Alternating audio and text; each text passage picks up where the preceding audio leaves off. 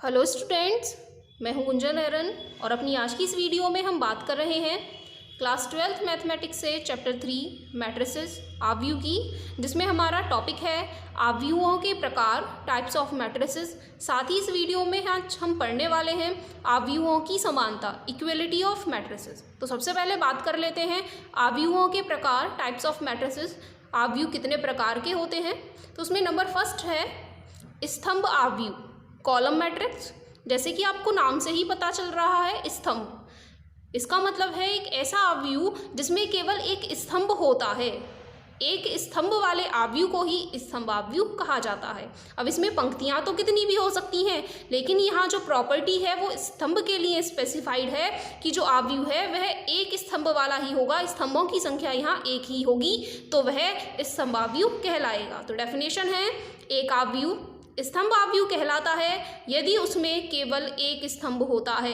जैसे कि हमने यहाँ एग्जाम्पल लिखा है, a बराबर 0√3 - 1 1/2।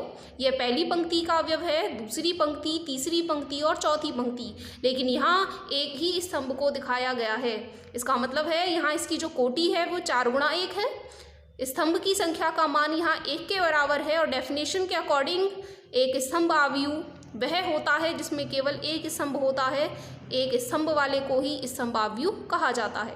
तो आप कोई भी एग्जाम्पल ले लें स्तंभ आव्यूह का, आपको यहाँ स्तंभों की संख्या का मान सदैव एक ही मिलेगा, पंक्तियों की संख्या का मान कुछ भी हो सकता है।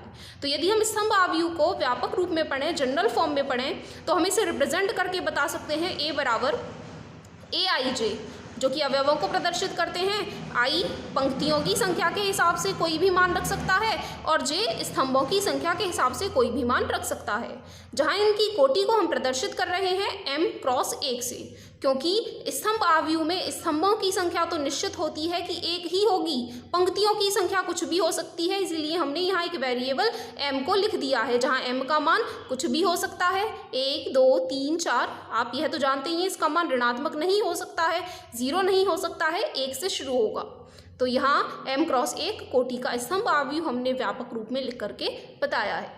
इसी तरीके से आव्यूह के दूसरे प्रकार में आ जाता है पंक्ति आव्यूह, रॉ मैट्रिक्स।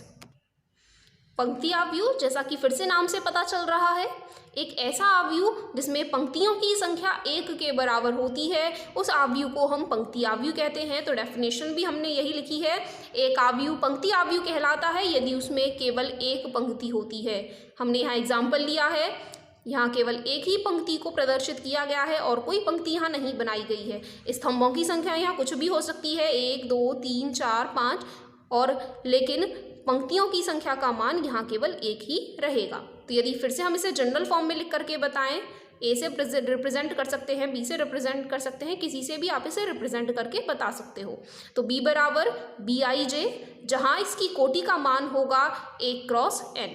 1 क्रॉस n में एक प्रदर्शित कर रहे हैं पंक्तियों की संख्या को और n प्रदर्शित कर रहे हैं स्तंभों की संख्या को। लेकिन हम पढ़ चुके हैं कि पंक्ति आव्यूह में पंक्तियों की संख्या का मान तो एक निश्चित है, इसीलिए कोटि में हमने पंक्तियों की संख्या की जगह 1 लिख दिया है, लेकिन स्तंभों की संख्या निश्चित नहीं हो सकती है, स्तंभों की संख्या कुछ भी हो सकती है, इसीलिए यहाँ इसे एक चर n से प्रदर्शित किया गया है जो एक नंबर को रिप्रेजेंट करके बता रहे हैं।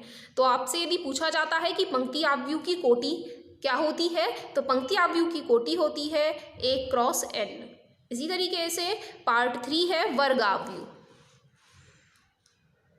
वर्ग आव्यूह का मतलब, जैसा कि आप जानते हैं, यदि हम वर्ग आकृति को जानते हैं तो वर्ग वह कहलाता है जिसकी चारों भुजाएं समान होती हैं, जो लंबाई और चौड़ाई में बराबर बराबर मान रखते हैं। अब हम यहाँ इसे पढ़ रहे हैं आव्यूह में, तो आव्यूह में जो लंबाई चौड़ाई होती हैं वह पंक्ति और स्तंभों की संख्या को प्रदर्शित करती हैं। तो वर्ग आव्यूह वही आव्यूह कहलाता है जहाँ पंक्तियों की संख्या और स्तंभों की संख्या बराबर बराबर होती है। तो डेफिनेशन हो जाती है, एक आव्यूह जिसमें पंक्तियों की संख्या स्तंभों की संख्या के समान होती है, एक वर्ग आव्यूह कहलाता है।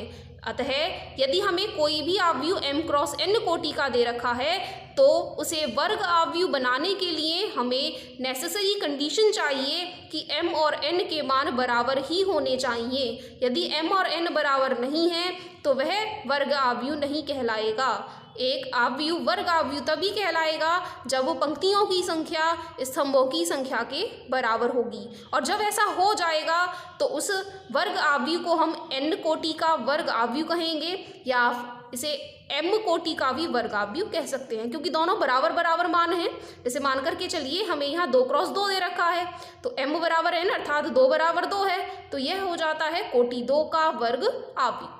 हमने यहाँ एक एग्जाम्पल लिख करके बताया है जिसमें पंक्तियों की संख्या यदि हम गिने तो पंक्तियों की संख्या है 3 और स्तंभों की संख्या भी है 3। अब चूंकि लिखे गए आव्यूह में पंक्तियों की संख्या बराबर है स्तंभों की संख्या के, तो डेफिनेशन के अकॉर्डिंग यह जो आव्यूह हमने लिखा है ए, वह हो जाता है वर्ग आव्यूह। और इसकी कोटि कितनी होगी, क्योंकि 3 ही पंक्तियां हैं, 3 ही स्तंभ हैं, तो इसीलिए इस आव्यूह को हम कहेंगे 3 कोटि का वर्ग आव्यूह। साथ ही हमने यहाँ डायगोनल एलिमेंट्स और बताए हैं, विकर्ण अवयव।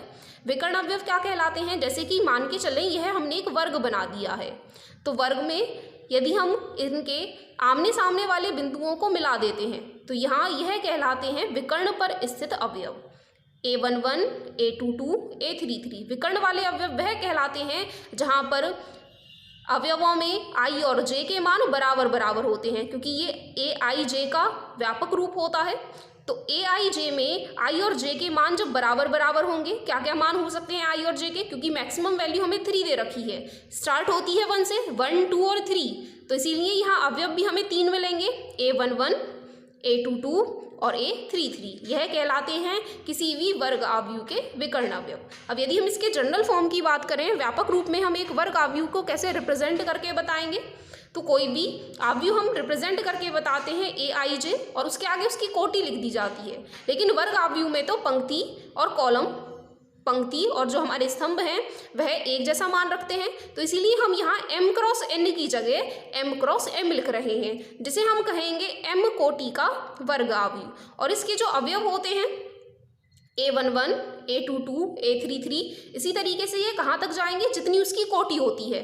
जैसे यहाँ 3 कोटि का था तो यहाँ हमने लिखा इसे a33 अंतिम अवयव। जब यह m कोटि का है तो इसका अंतिम अवयव पड़ेगा amm, इसी को कहेंगे आव्यूह A के विकर्ण अवयव।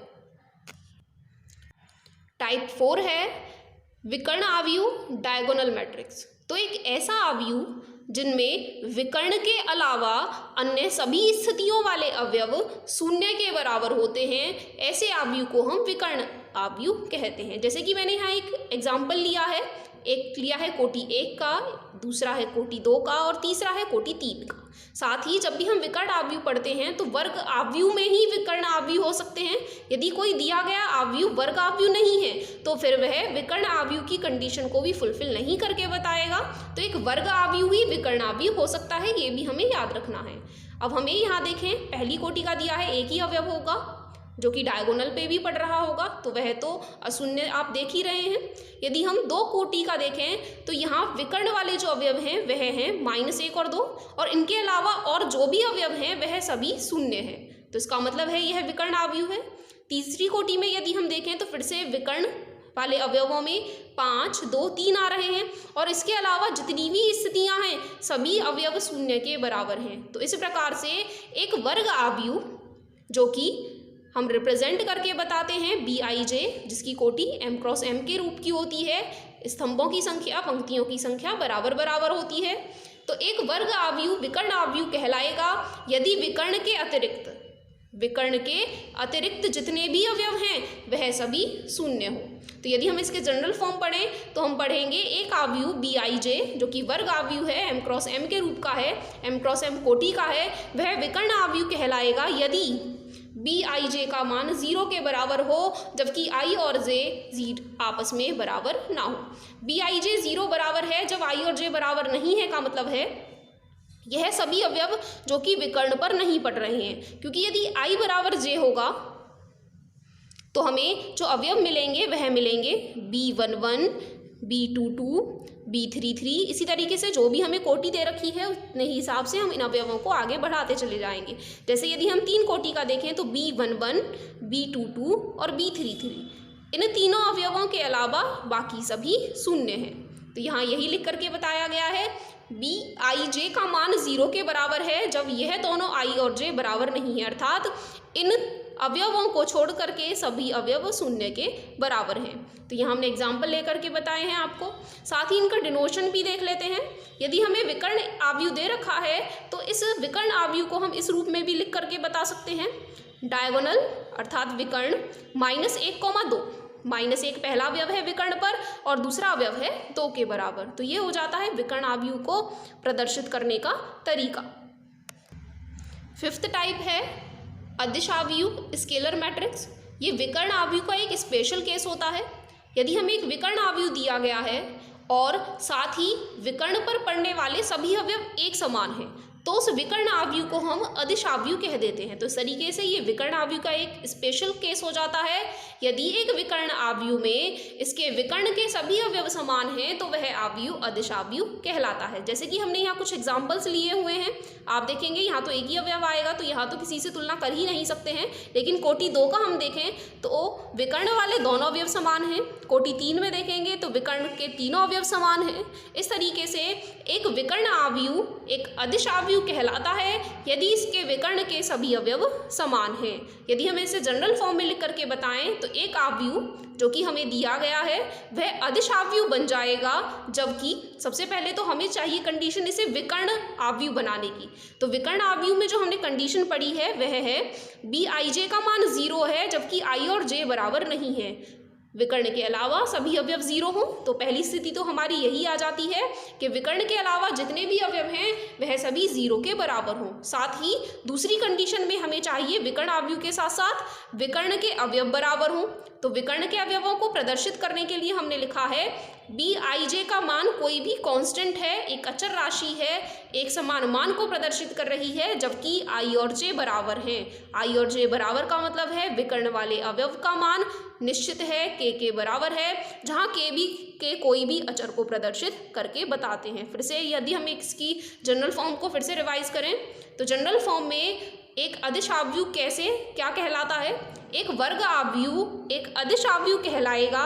सबसे पहली कंडीशन इसके विकर्ण के अलावा सभी अवयव 0 के बराबर हों तथा विकर्ण वाले अवयव एक अचर मान रखते हों, एक जैसा मान रखते हों, तो वह आव्यूह अदिश आव्यूह कहलाएगा। नेक्स्ट टाइप है तत्समक आव्यूह, आइडेंटिटी मैट्रिक्स या फिर यूनिट मैट्रिक्स। ये फिर से विकर्ण आव्यूह और अदिश आव्यूह का एक स्पेशल केस है। तत्समक का मतलब है यूनिट से और यूनिट का मतलब होता है 1 से। तो इसकी डेफिनेशन के अकॉर्डिंग यदि हमें कोई भी वर्ग आव्यूह दे रखा है जिसके विकर्ण के सभी अवयव 1 के बराबर हैं और बाकी जितने भी अवयव विकर्ण के अलावा वाले हैं वो सभी 0 के बराबर हैं, तो आप देखेंगे ये स्पेशल केस कैसे बन जाता है अदिश आव्यूह का। यदि हम कहें कि एक अदिश आव्यूह एक तत्समक आव्यूह कहलाएगा यदि बी आई जे का मान जो हम के ले रहे थे अब के का मान 1 के बराबर है। तो एक अदिश आव्यूह जहाँ बी आई जे का मान 1 के बराबर है वह एक तत्समक आव्यूह कहलाएगा। लेकिन यदि हम इसे वर्ग आव्यूह के पदों में व्यक्त करके बताएं तो एक वर्ग आव्यूह कब तत्समक आव्यूह होगा, तो सबसे पहली कंडीशन है कि इसके विकर्ण के अलावा वाले सारे अवयव 0 होने चाहिए और विकर्ण वाले जो अवयव हैं वह 1 के बराबर होने चाहिए। तो यही डेफिनेशन हमने लिख करके बताई है कि यदि हमें एक वर्ग आव्यूह दे रखा है तो वह तत्समक आव्यूह बन जाएगा यदि विकर्ण के अलावा वाले अवयव, जब आई और जे बराबर नहीं है का मतलब है विकर्ण के अलावा जो भी अवयव पढ़ रहे हैं वह तो 0 के बराबर हैं और जो विकर्ण वाले अवयव हैं जिनके लिए आई और जे बराबर होते हैं उसका मान 1 के बराबर है, तो फिर वह वर्ग आव्यूह तत्समक आव्यूह कहलाएगा। तो यदि हम इसके एग्जाम्पल देखें तो हमने अलग अलग कोटियों में तत्समक आव्यूह को निरूपित करके बताया है। यहाँ हमने एग्जाम्पल लिया है पहली कोटि का 1x1 के लिए, 2x2 के लिए। आप देख रहे हैं विकर्ण के अलावा वाले सभी अवयव 0 हैं तथा विकर्ण वाले अवयव 1 के बराबर हैं। इसी तरीके से 3x3 कोटि का भी है, तो विकर्ण वाले अवयव 1 के बराबर हैं और विकर्ण के अलावा जितने भी अवयव आ रहे हैं वह सभी 0 के बराबर हैं। तो इसे हम कहते हैं आइडेंटिटी मैट्रिक्स तत्समक आव्यूह। यदि हमें n कोटि के तत्समक आव्यूह को निरूपित करके बताना है तो इसी तरीके से हम यहाँ बनाएंगे, केवल विकर्ण वाले अवयवों को हम 1 लिखते जाएंगे, बाकी सभी को 0 पढ़ते जाएंगे। n कोटि के तत्समक आव्यूह को हम in से प्रदर्शित करते हैं। जैसे मान करके चलिए हमें 1 कोटि का लिखना है तो उसे हम I1 से लिखेंगे। 2 कोटि का लिखना है तो I2 से लिखेंगे, 3 कोटि का लिखना है तो फिर उसे हम I3 से लिखेंगे। साथ ही एक नोट पॉइंट और यहाँ पढ़ेंगे कि एक तत्समक आव्यूह है तो वो हमेशा अदिश आव्यूह होता ही है। क्यों होता है? क्योंकि हमने अदिश आव्यूह की डेफिनेशन में पढ़ा है कि एक आव्यूह अदिश आव्यूह कहलाता है यदि एक आव्यूह में विकर्ण के अलावा सभी अवयव शून्य हो और विकर्ण वाले अवयव एक जैसे हों। हाँ जी बिल्कुल, तत्समक आव्यूह अगर हमें दे रखा है तो अदिश आव्यूह वाली कंडीशन तो वो पूरी फुलफिल कर ही रहा है, क्योंकि अदिश आव्यूह के लिए विकर्ण वाले अवयव एक जैसे भी आ रहे हैं और विकर्ण के अलावा जितने भी अवयव हैं वह सब 0 के बराबर भी हैं। तो इसीलिए यदि हमें कोई भी तत्समक आव्यूह दे रखा है तो वह अदिश आव्यूह तो अपने आप ही बन जाता है। लेकिन इसका विपरीत सदैव सत्य नहीं होता है। जरूरी नहीं है कि कोई अदिश आव्यूह हमें दे रखा है तो वह तत्समक आव्यूह हो, क्योंकि यदि हमें अदिश आव्यूह दे रखा है, यहाँ थोड़ी जगह कम है, हम 2 कोटि का ले लें, तो अब यदि हम यहाँ लिखें 2 0 0 और 2 तो यह एक अदिश आव्यूह है। कैसे अदिश आव्यूह है? क्योंकि विकर्ण वाले अवयव एक जैसे हैं और विकर्ण के अलावा वाले सभी अवयव शून्य हैं, तो ये अदिश आव्यूह तो है। लेकिन यह तत्समक नहीं है, क्योंकि विकर्ण वाले अवयव हमें एक चाहिए हैं तत्समक आव्यूह बनाने के लिए। तो इसीलिए इसका विपरीत सत्य नहीं होता है। अदिश आव्यूह तत्समक आव्यूह होगा ऐसा जरूरी नहीं है। ऐसा तो तभी हो सकता है जबकि यह मान 1 के बराबर ही हो। लास्ट पार्ट है शून्य आव्यूह या रिक्त आव्यूह। जीरो मैट्रिक्स या नल मैट्रिक्स। जीरो मैट्रिक्स का मतलब है वो आव्यूह जिसमें सभी अवयव 0 के बराबर हैं। एक आव्यूह शून्य आव्यूह या रिक्त आव्यूह कहलाता है यदि इसके सभी अवयव शून्य हैं, 0 के बराबर हैं, और इस आव्यूह को हम O से प्रदर्शित करके बताते हैं। हमने यहाँ एग्जाम्पल लिखे हैं अलग अलग कोटियों में। यदि हमें एक आव्यूह लिया है एक वर्ग आव्यूह के रूप में जिसकी कोटि 1 है, तो उसका देख रहे हैं एक अवयव आएगा और वह भी शून्य है। यदि हम कोटि 2 का लेते हैं तो फिर से उसके सभी अवयव शून्य हैं, इसीलिए यह शून्य आव्यूह है। कोटि 3 का लेंगे तो भी सभी अवयव हमने शून्य लिखे हैं, इसीलिए फिर से यह शून्य आव्यूह है। यदि हम कोटि 1 गुणा 2 का लेते हैं तो फिर से सभी अवयव यहाँ शून्य आ रहे हैं। तो जितने भी उदाहरण हमने यहाँ लिखे हैं वो सभी जीरो मैट्रिक्स नल मैट्रिक्स को रिप्रेजेंट करके बता रहे हैं। तो ये हो जाते हैं हमारे टाइप्स ऑफ मैट्रिक्स। नेक्स्ट हमने जो टॉपिक आपको बताया जो हमें यहाँ कवर करना है, आव्यूहों की समानता, इक्वेलिटी ऑफ मैट्रिक्स। दिए गए आव्यूह कब समान होंगे? दो दिए गए आव्यूह समान कहलाते हैं यदि ये 2 कंडीशंस को फुलफिल कर रहे हों। तो हमने यहाँ डेफिनेशन लिखी है, एक आव्यूह हमने A माना है जिसकी कोटि हमें m क्रॉस n दी गई है, और दूसरा आव्यूह हमने B माना है जिसकी कोटि r क्रॉस s दी गई है।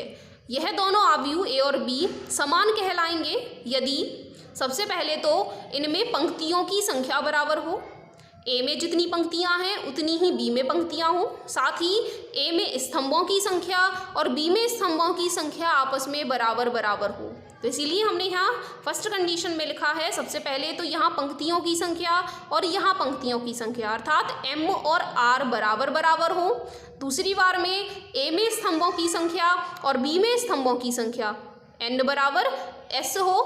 उसके बाद हमें क्या देखना है, नंबर 2 में इन्हें समान करने के लिए जब हमने चेक कर लिया कि इनमें पंक्ति और स्तंभ आपस में बराबर बराबर बैठ रहे हैं, उसके बाद हमें चाहिए है कि A का प्रत्येक अवयव B के संगत अवयव के समान हो। इसका मतलब है यहाँ का पहला अवयव यहाँ के पहले अवयव के बराबर हो, यहाँ का A12 यहाँ के A12 के बराबर हो, यहाँ का A13 यहाँ के A13 के बराबर हो। कहने का मतलब ये है कि A का प्रत्येक अवयव B के संगत अवयव के समान होना चाहिए। Aij Bij के बराबर ही होना चाहिए, तभी यह दोनों दिए गए आव्यूह समान हो सकते हैं। तो शॉर्ट में हम पढ़ें, दिए गए दोनों आव्यूह समान होंगे सबसे पहले तो इनके ऑर्डर एक जैसे हो, साथ ही इनके संगत अवयव सभी आपस में बराबर हों, तो आव्यूह समान होंगे, नहीं तो नहीं होंगे। जैसे कि हमने यहाँ फर्स्ट एग्जाम्पल लिखा है, एक आव्यूह A बराबर और यह है दूसरा आव्यूह B। यह समान है या नहीं ऐसा चेक करने के लिए सबसे पहले आप देखें A में पंक्तियों की संख्या 2 है तो B में पंक्तियों की संख्या भी 2 है। ए में स्तंभों की संख्या 2 है तो बी में भी स्तंभों की संख्या 2 है। उसके बाद हमें चेक करना है कि क्या इनके संगत अवयव बराबर हैं। हाँ जी, पहला अवयव बराबर है, दूसरा अवयव बराबर है, तीसरा अवयव बराबर है और यहाँ चौथा अवयव भी आपस में बराबर है। तो इसका मतलब है यह दोनों अवयव समान हैं। यदि हम दूसरे एग्जाम्पल की बात करें, हमें फिर से एक अवयव ए और दूसरा अवयव बी दिया गया है। फिर से इनकी इक्वलिटी को चेक करने के लिए सबसे पहले ए में पंक्तियों की संख्या 2 है, बी में भी पंक्तियों की संख्या 2 है। ए में स्तंभों की संख्या 2 है, बी में भी स्तंभों की संख्या 2 है। साथ ही क्या इनके संगत अवयव बराबर हैं। यहाँ a11 का मान 3 है और यहाँ a11 का मान 2 के बराबर है, 2 के बराबर है। यहाँ तो पहला ही अवयव बराबर नहीं बैठा तो आगे तो हमें जाना ही नहीं है। चूँकि इनके संगत अवयव बराबर नहीं हैं इसीलिए यह समान अवयव नहीं है। इसी तरीके से हमने थर्ड क्वेश्चन लिखा है, यदि हमें एक अवयव दूसरे अवयव के बराबर दिया गया है, ये इसी में नेक्स्ट टाइप के क्वेश्चंस आपको पढ़ने हैं और इससे रिलेटेड क्वेश्चंस आपको एग्जाम्स में भी देखने को मिल जाएंगे।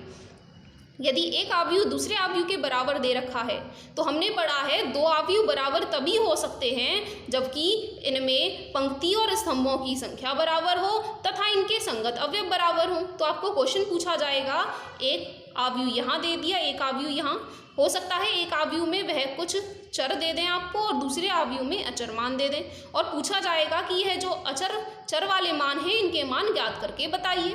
तो आप क्या करेंगे, हम जानते हैं दो अवयव तभी बराबर हो सकते हैं जब इनके संगत अवयव बराबर हो। तो हम इनके संगत अवयवों की तुलना कर दें। x की जगह पर यहाँ आ रहा है माइनस में 1.5 तो हमें x का मान यह चाहिए है। y के स्थान पर 0 आ रहा है, z की जगह पर 2 आ रहा है, a की जगह पर √6, b की जगह पर 3 और c की जगह पर 2 आ रहा है। क्योंकि हमें इन्होंने दे रखा था कि यह बराबर है तो हम जानते हैं डेफिनेशन से यह तो तभी हो सकता है जबकि ये मान यहाँ आ रहे हो। तो इसीलिए हमने उन्हें रिजल्ट निकाल करके बता दिया, X Y Z A B C के मान हमने डेफिनेशन के अकॉर्डिंग निकाल करके उन्हें बता दिए हैं।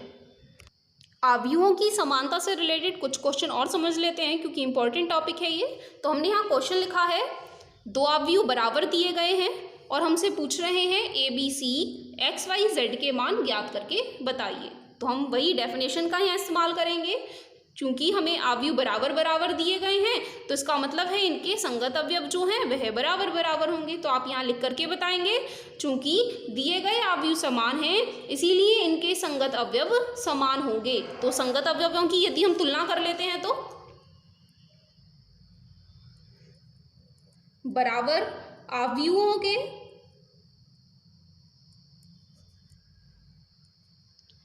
संगत अवयवों की तुलना करने पर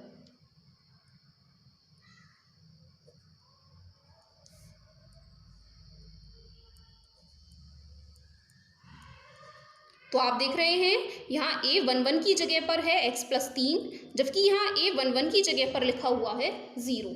इसी तरीके से यदि हम a12 वाले अवयव की तुलना करेंगे तो z + 4 = 6। तीसरे अवयव की तुलना करेंगे तो 2y - 7 बराबर हैं 3y - 2 के। आप देखेंगे -6 और -6 आपस में बराबर हैं तो यहाँ तो कुछ सॉल्व करने की ज़रूरत नहीं है।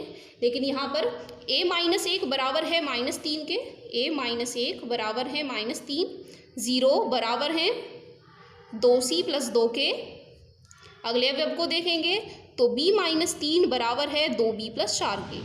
फिर से दोनों अवयव हमें एक जैसे दिए गए हैं, वहाँ से हम कोई भी रिजल्ट नहीं निकाल पाएंगे। अब जो हमें यहाँ 6 मान मिले हैं यदि हम इन्हें हल कर लें तो पहले वाले मान से मिलेगा x बराबर -3।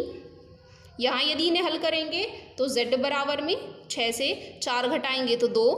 यहाँ इन्हें हल कर लें, 3y में से 2y घटाएंगे तो 1y बचेंगे बराबर में, -7 में 2 जोड़ लेंगे तो y बराबर -5। इन्हें हल कर लें, a बराबर -3 और +1 तो यहाँ बच जाते हैं -2।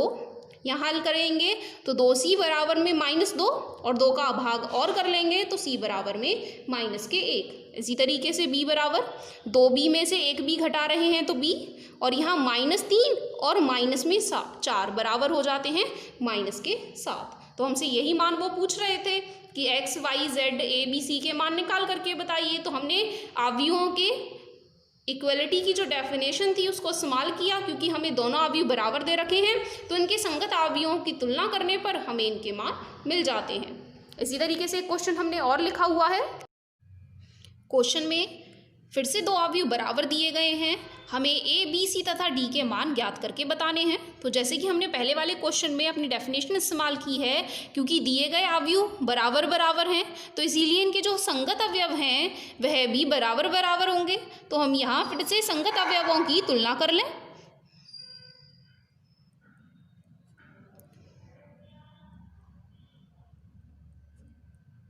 संगत अवयवों की तुलना करने पर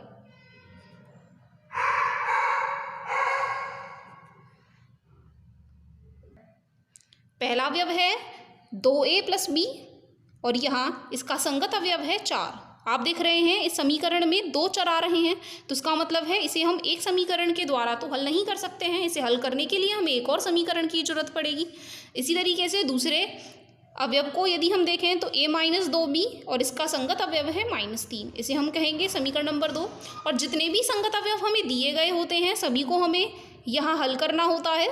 बराबर में 11 है समीकरण नंबर 3 और लास्ट में 4c + 3d = 24, ये हो जाती है हमारी समीकरण नंबर 4। सबसे पहले यह भी a b में है और यह वाली समीकरण भी a b के पदों में दी गई है। बाकी दोनों समीकरणें c और d के पदों में हैं।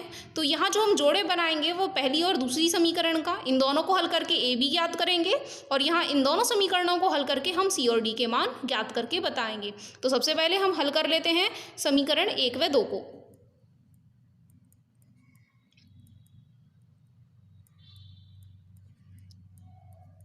इन दोनों समीकरणों को हल करने के लिए यदि हम विलोपन विधि का इस्तेमाल करें तो आप देख रहे हैं यहाँ a का गुणांक 2 है और यहाँ a का गुणांक 1 है। तो इन दोनों को हल करने के लिए यदि हम समीकरण 2 में 2 की गुणा कर लेते हैं तो a के गुणांक बराबर बराबर हो जाएंगे। तो यहाँ समीकरण 2 में 2 से गुणा करने पर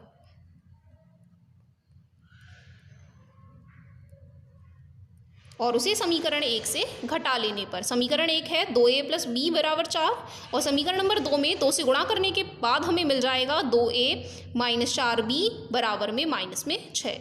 यदि इन दोनों समीकरणों को हम घटा लेते हैं तो घटाने पर इनके चिन्ह बदल जाएंगे, यह माइनस, यह प्लस और यह भी प्लस, ये दोनों कैंसिल हो रहे हैं। 4b और 1b कुल मिलाकर के हो जाते हैं 5b, यहाँ 6 और 4 10। तो हल करने पर हमें मिल जाता है b = 2। इस b के मान को यदि हम समीकरण 1 में लगा दें, चाहे समीकरण 2 में आप लगा सकते हैं, तो हमें a का मान मिल जाएगा।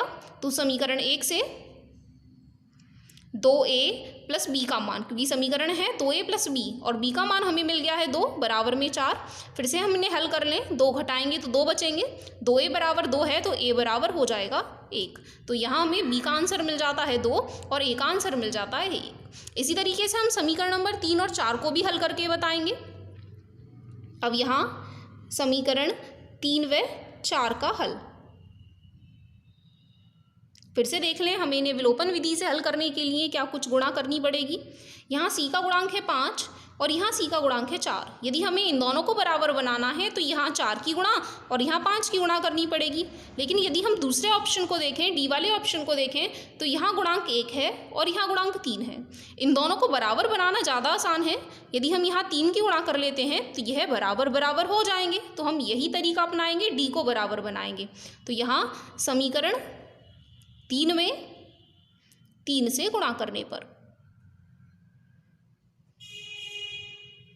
और समीकरण 4 को उसमें से घटा लेने पर, जैसे ही हम समीकरण 3 में 3 की गुणा करेंगे तो 5 × 15c - 3d = 33 और चौथी समीकरण को ऐसे का ऐसा ही लिख लें, 4c + 3d = 24।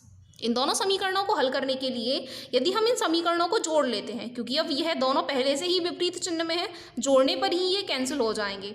15 और 4 19c बराबर में इन्हें भी जोड़ लें, 4 और 3 7, 3 और 2 5, 19 × 3 = 57 होते हैं। तो c बराबर हमें मिल जाता है 3। इसी तरीके से अब इस मान को हम समीकरण 3 में लगाएं चाहे 4 में, अब हम यहाँ रख रहे हैं इसे समीकरण 3 में।